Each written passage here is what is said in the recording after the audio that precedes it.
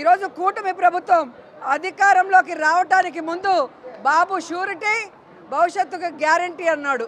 కానీ అధికారంలోకి వచ్చాక బాబు షూరిటీ బాదుడే బాదుడు గ్యారంటీ అన్నట్టుగా అయిపోయింది. చెప్పిన సూపర్ సిక్స్లు ఏమీ చేయలేదు. కొత్త సూపర్ సిక్స్లు తీసుకొచ్చారు. విద్యుత్ ఛార్జీలు పెంచారు, అలాగే రిజిస్ట్రేషన్ ఛార్జీలు పెంచారు, ఫ్రీ ఇసుక అంటూ 2 రెట్లు పెంచారు, నిత్యావసర వస్తువుల ధరలు పెంచారు. ఎక్కడ పడితే అక్కడ పుణ్యక్షేత్రాల్లో కూడా పబ్బులు పెట్టుకుంటూ బెల్ట్ షాపులు తెరుచుకుంటూ ఈరోజు ఈ తిరుపతి పవిత్రతని గంగపాలు చేయాలన్న ప్రయత్నం చేస్తున్నారు.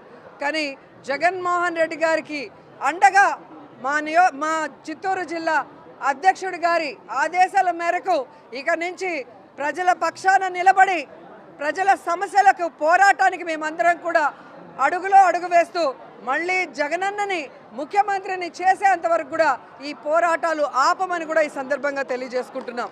ఈరోజు ఎంత సిగ్గుచేటంటే రాష్ట్ర వ్యాప్తంగా జగన్మోహన్ రెడ్డి గారు ఫ్లెక్సీ పెట్టకూడదంట, కటౌట్ పెట్టకూడదంట, పోలీసుల్ని పెట్టి వాటిని చింపించడం, తప్పుడు కేసులు పెట్టించడం, బెదిరించడం చూస్తుంటే జగనన్నను చూస్తే భయం అనుకున్నాం. ఆయన కటౌట్ని చూస్తే కూడా కూటమి ప్రభుత్వానికి భయం అన్న విషయం ఈరోజు మాకు అర్థమైంది.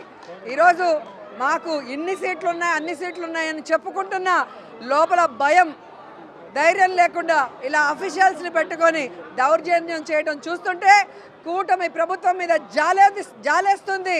వాళ్ళకి సూటిగా మేము హెచ్చరిస్తున్నాం. ఇక మీదట ఇలాంటి చేతగాని పనులు, నీతిమాలిన పనులు చేస్తే వదిలిపెట్టేది లేదు.